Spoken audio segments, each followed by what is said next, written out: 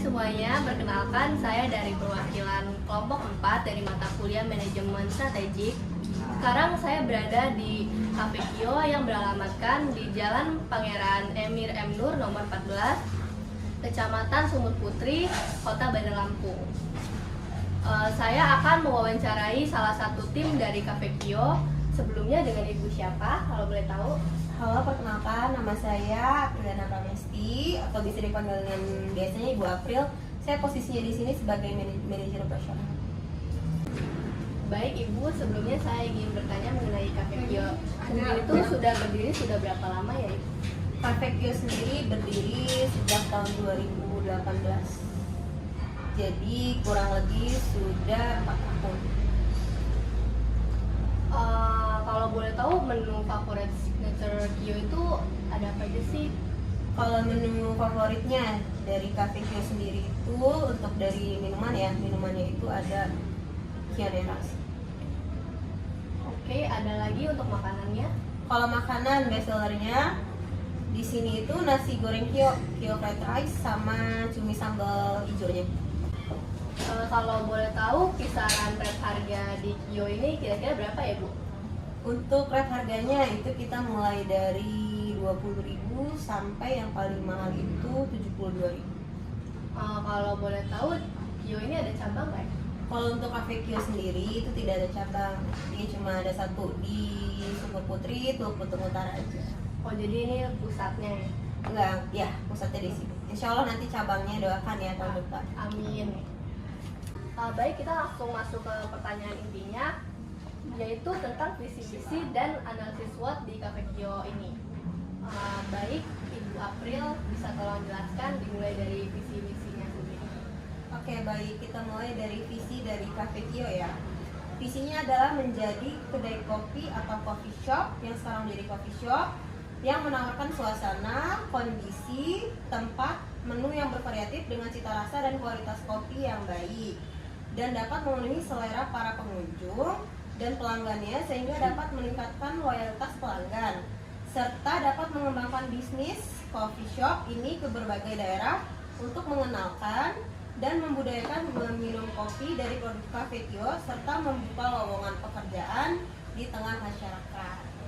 Lanjut kita ke misinya ya. Misi dari Cafe Kio sendiri yang pertama, mempertahankan cita rasa kopi yang sudah ada sejak bertahun-tahun, yaitu dari tahun 2018. Yang kedua, meningkatkan kreativitas untuk menciptakan menu-menu baru yang lebih bervariatif untuk dapat ditawarkan dan dinikmati oleh para pelanggan. Yang ketiga, menawarkan kenyamanan di dalam menikmati kopi kepada pelanggan dan menyediakan tempat yang nyaman untuk berkumpul serta bersantai. Kemudian kita akan lanjut dari SWOT-nya sendiri. SWOT ya, SWOT di Cafe Kio ya, dimulai dari strength, kekuatan. Kalau kekuatannya mungkin ada harganya terjangkau di masyarakat ya, karena dilihat dari rasa dan porsinya itu menurut saya terjangkau. Yang kedua, kita juga ada di layanan order online, kita ada di Grab, ada di Shopee Food juga. Terus pembayaran di Cafe Kio sendiri itu bisa cash, bisa debit. Kita debit ada 5 bank, udah ada semua. Terus pakai QR juga bisa, mau QR pakai GoPay bisa, pakai Shopee Pay bisa. Menyediakan menu coffee blendnya yang bervariatif. Lalu ada konsistensi rasa produk. Lalu yang terakhir ada kualitas biji kopi yang terjamin dan beragam. Selanjutnya, weakness atau kelemahan dari Cafe Kio. Kalau kelemahannya ya mungkin yang pertama, Cafe Kio sendiri itu terletak agak jauh dari jantung kota ya. Jadi dia lebih melipir ke arah utaranya Bandar Lampung, yaitu di Teluk ya. Kalau untuk coffee shop atau kedai kopi di Bandar Lampung itu biasanya ada di jantung kota semua, yaitu di Pahoman, di Enggal. Nah mungkin kelemahan Cafe Kio sendiri di positioningnya dia emang agak jauh di Teluk. Jadi di posisinya ya. Selain itu ada lagi mungkin di sini sering banyak komennya parkiran mobil, karena kapasitas parkiran mobil di sini menurut saya sudah cukup ya untuk 11 sampai 12, tapi ternyata emang customer Cafe Kio sendiri yang kebanyakan itu membawa mobil ya. Jadi emang masih kita pelajari juga, masih kita cari solusinya untuk nambah lahan parkir mobil khususnya ya. Kalau untuk motor aman sih. Kemudian untuk opportunity atau peluang dari Cafe Kio itu gimana ya Bu? Kalau peluangnya Cafe Kio itu yang pertama tempat atau letaknya itu strategis ya, karena dia dikelilingi kantor, mulai dari kantor gubernur, DPR, PDAM, pajak, malah kita sebelah dengan kantor pajak sih. Selanjutnya ekspansi usaha yang menjanjikan di zaman yang modern ini, karena di zaman ini ekspansinya itu tinggi banget ya, terutama untuk di usaha kopi atau kedai kopi yang sudah amat sangat menjamur. Tapi alhamdulillah di Cafe Kio sendiri kita sudah banyak melakukan perubahan atau ya paling beda. Selanjutnya ada lagi berkembangnya tren minuman kopi di bagi anak muda. Jadi kalau zaman dulu ya kopi itu bisa dinikmati oleh kalangan orang tua, bapak-bapak. Tapi kalau untuk sekarang yang namanya coffee shop itu udah menjamur dan udah menjadi kebutuhan bagi anak-anak muda juga, nggak hanya orang tua. Kalau untuk anak muda zaman sekarang itu pokoknya setiap harinya tuh pasti mereka tuh ngopi. Selanjutnya peluangnya membangun hubungan baik dengan customer.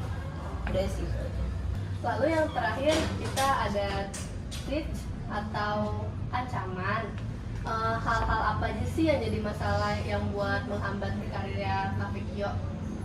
Oke, ancamannya yang pertama ya, yang barusan kita lewatin tahun-tahun gak hilang-hilang, yaitu pandemi COVID. Yaitu benar-benar ancaman banget, dan itu sangat mempengaruhi banget sih pandemi itu. Yang kedua, naik turunnya harga bahan baku, mulai dari tepung-tepungan, beras. Apalagi kemarin di awal tahun kita sempat mengalami kenaikan harga minyak yang amat sangat, dan ini pula naik harga BBM itu mempengaruhi juga sama sama supplier. Jadi harga itu naik, walaupun naiknya cuma 1 atau 2%, tapi itu mempengaruhi HPP. Selanjutnya ancamannya itu komen buruk atau rating buruk yang sudah ada di Grab, ada di Shopee Food ataupun di Google Maps sendiri ya. Itu mungkin ada beberapa komen yang tidak enak, dan itu juga ancaman juga sih. Yang terakhir itu tingkat pesaing kedai kopi semakin tinggi. Jadi kalau bisa dilihat sebulan sekali itu banyak banget opening coffee shop, dan itu juga merupakan salah satu ancaman semakin bertambahnya kompetitor, saingan kedai kopi di Bandar Lampung. Oh, jadi untuk hambatan-hambatan di Cafe Kio itu ternyata lumayan cukup banyak ya Bu? Iya. Kemudian kalau untuk hambatan di kompetitornya sendiri itu sangat berpengaruh besar ya Bu, walaupun produk-produk yang dijual itu berbeda. Iya, berpengaruhnya cukup besar walaupun produk yang mereka jual berbeda, apalagi kalau misalkan mereka membangun kedai coffee shop atau cafe yang jaraknya itu tidak jauh dari Cafe Kio, karena itu bisa banget membagi pasar. Jadi yang tadinya di jalan ini cuma ada satu cafe, tiba ada cafe yang lain, otomatis pasar atau market kita juga kebagi. Terima kasih Bu untuk waktunya sudah mau diwawancarai di sela-sela waktu kesibukannya. Iya, sama-sama. Oke, baik, langsung saja kita tutup. Sekian wawancara kita kali ini, sampai jumpa.